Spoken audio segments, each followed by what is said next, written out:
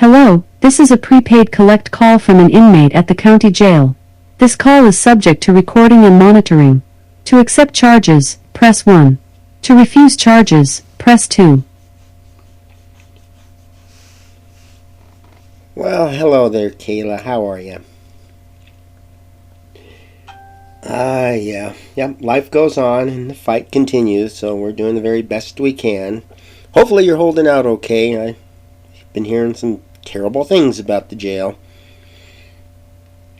Yeah, that's an issue that we've been dealing with out here too, the trauma that goes on in there. Nobody wants to have their freedom taken away from them, and I think that's the biggest problem that we have in the prisons and jails. But the fact that their mind is just going probably 1,000 miles a minute, thinking about all of the things they're missing and what they did wrong and what's going to happen to them and what life is going to be like behind bars. It's just it's devastating, and I wouldn't wish that on anybody. And as long as we've been doing it for centuries. It still continues. People are going to keep right on breaking the law no matter what we say or do. And we just need to try to deal with this, I guess, on an individual basis.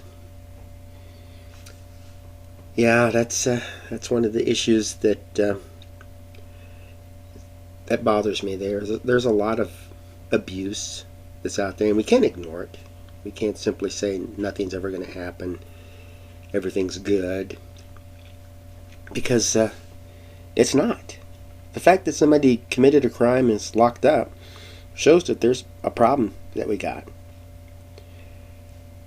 Well, I wouldn't really say that you're ignored, because the people know you're there. I'm just saying they don't care. They think that you knew what you were doing when you committed the crime, and you have to accept the fact that you were locked up. Yeah, it's just it's very frustrating, and I wish there was something that we could do to convince people that jail and prison, or just in so many words, locking people up, isn't the way to go. And that's a good thing. It's getting the word out, talking to family members, publishing stories. That's it can't hurt. Let's put it that way. And like a lot of people say, if there's just one person that we can get through to, we could make a huge difference. It's just a matter of getting to that one person. And that's it. You got to keep trying. You can't give up. Failure comes when you give up, when you no longer want to try. And there really is no reason to give up. I mean, it looks like the odds are against you, but people have overcome greater odds. And to simply say that you can't beat the system's strong. What is it? You can't fight authority.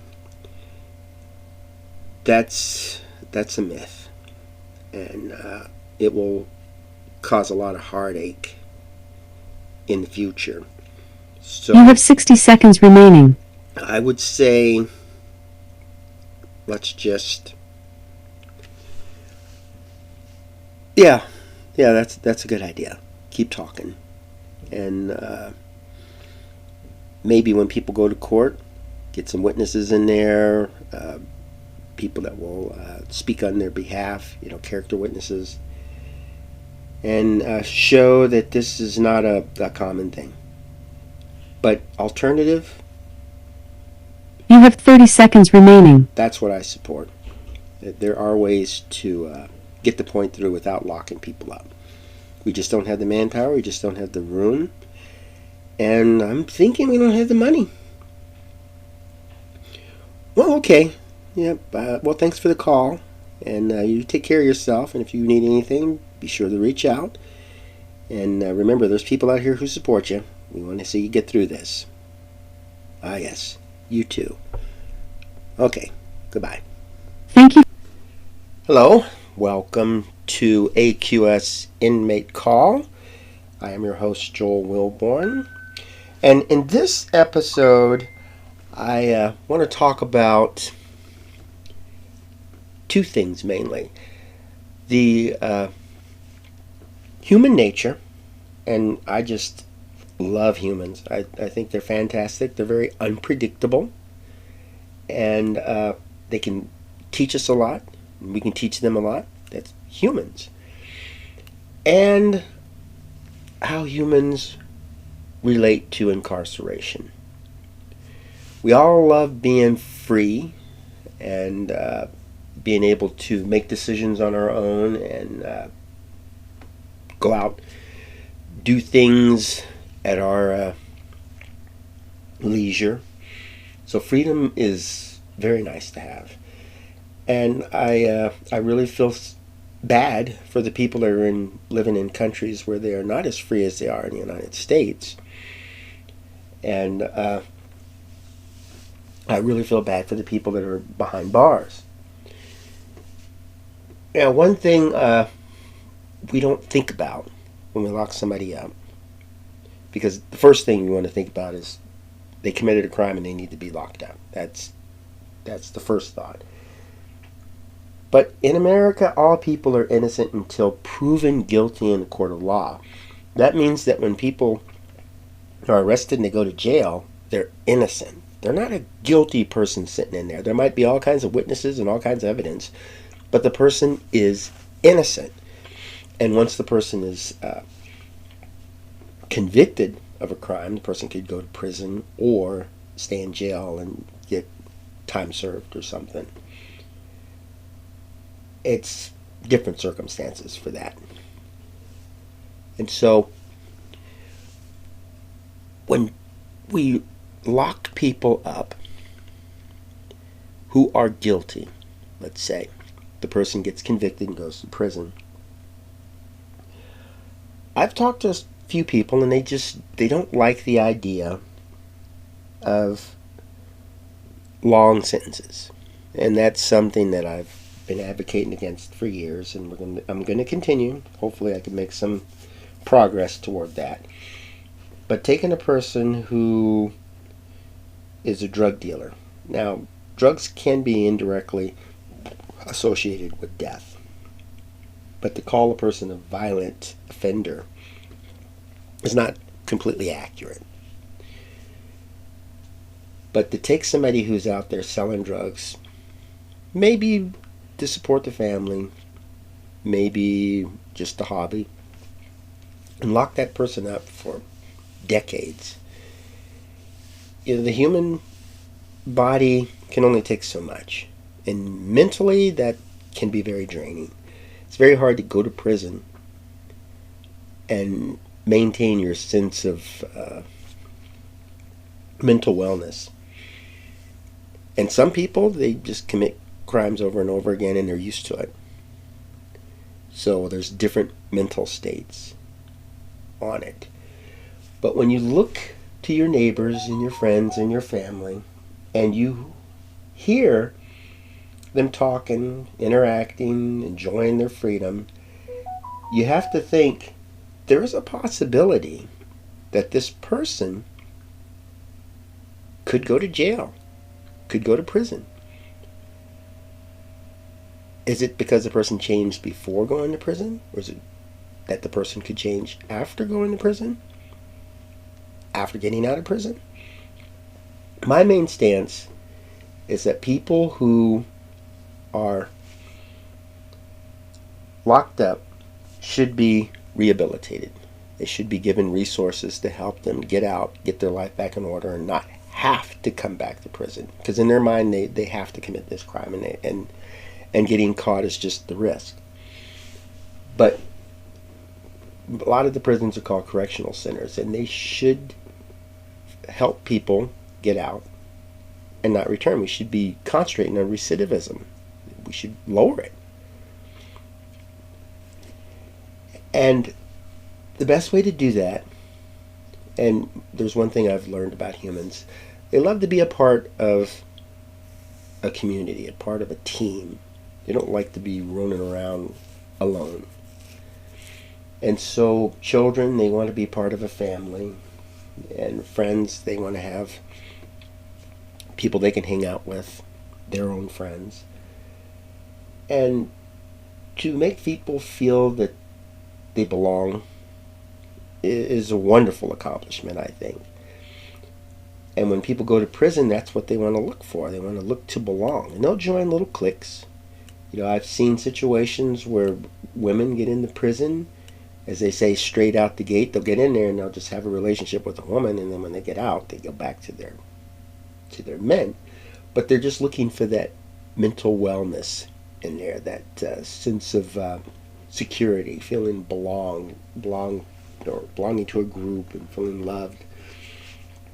And they'll get into all this little drama, and that's a big thing in the women's prison out here, the drama.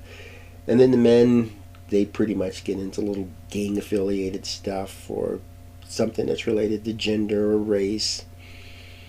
But that's just human nature. That's what we do. We can't expect people to go to prison and then they immediately have a whole new mindset. They're still the human that they were out here. And, most importantly, they're still committing crimes. So when we look at people who are incarcerated and they're committing these crimes in prison, just like they did outside prison, we should expect that, because that's what they do. And the correction center should help them overcome that, should keep an eye on them, monitor them. And when we think of someone that we know going to this prison or this jail, and then being amongst all these other people that could abuse them, that could influence them, gaslight them,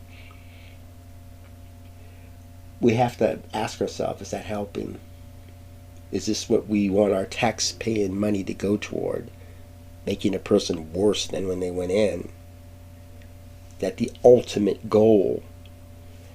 And again, I'll stress that. These are humans. These are people that you know. This is like you going to prison. What will your mentality be? There's a lot of videos on YouTube which shows what to expect in prison and what people should do and shouldn't do. These are good videos because not a lot of people know what to expect. And I know when I was arrested and went to jail, I didn't know what to expect when I got in there. I wasn't stressed or nervous or traumatic. I learned a lot. I watched the prison or the jail officials. I watched the other incarcerated people. I didn't really know what to expect. And it was almost as if they expected me to know. They didn't give me a book of rules. And so here I am breaking all these rules because I didn't even know what I was supposed to do. They just assumed that I'd been there before. And a lot of them are repeat offenders. They've been there. But again, we have to treat everybody as innocent. And the people who go to jail and they're mistreated, maybe they die, commit suicide, sustain an injury, these people need to be compensated. It's pure and simple. If we're going to keep locking folks up, we got to pay for it. And I just think that's a waste of money.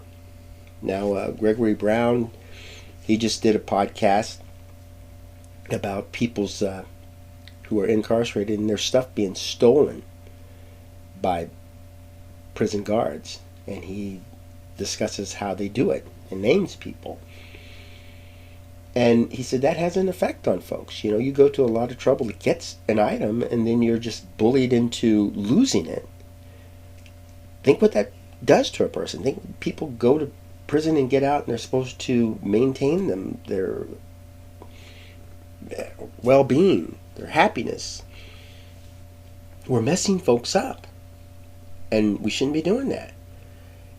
I know I've heard a few people say going to prison really helped them. gave them a new perspective. It gave them the resources they needed. They were able to get a college education or an associate's degree. And that's a good thing. That's what we're looking for. But that doesn't happen with everybody. It should.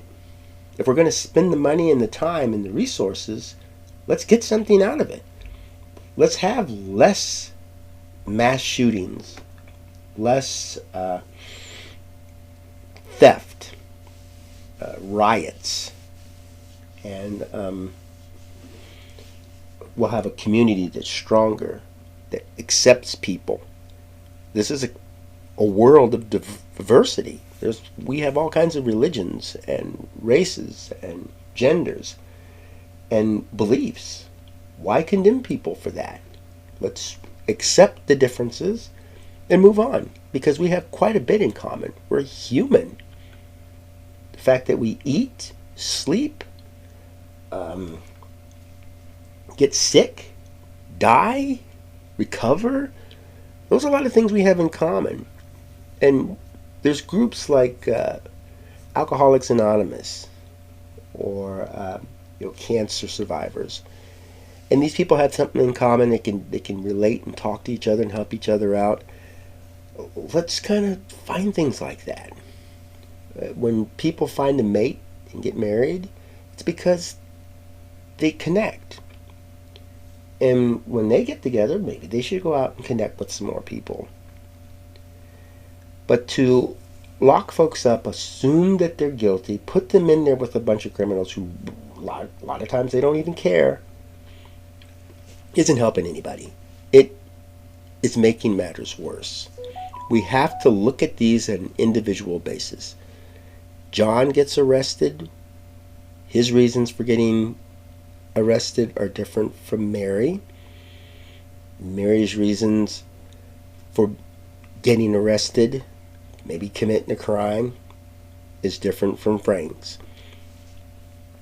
And Mary may need different resources to help her out. Frank might just need basic information, basic treatment. Maybe just being locked up for 48 hours is enough for him. But locking folks up has never worked. We can look at history. It does not work. Rehabilitation, individual care, concentrating on mental wellness, that does work. There's a proven record of that. And we just need to concentrate on it. So I'm asking that you talk with your family, your friends, all the people that you love, care about, and help them to feel loved, to feel a part of a team, that their input is important.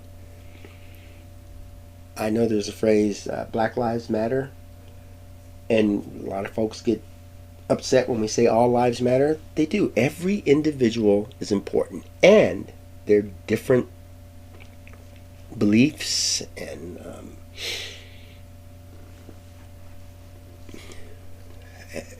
their way of looking at life.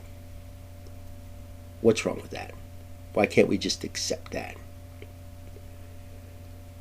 So hopefully communication is strong with you, and you won't know somebody directly who goes to prison. But if you're curious and you do want to help, reach out to someone. You can reach out to Kimberly Carter. She's on the podcast and my YouTube channel. You can reach out to Greg Brown. And you can also just go on the internet and look up prison pen pals. Just find somebody to talk to. And you'll see that a lot of your ideas of incarcerated people may not be on point. And your kind words, your encouragement could make a huge difference in their life. And I think that's a lot cheaper to deal with than to continuously lock people up and abuse them and then to pay out huge settlements and lawsuits that will gain nothing. But thanks for tuning in, and have yourself a magnificent day, and go out and make fantastic memories for tomorrow.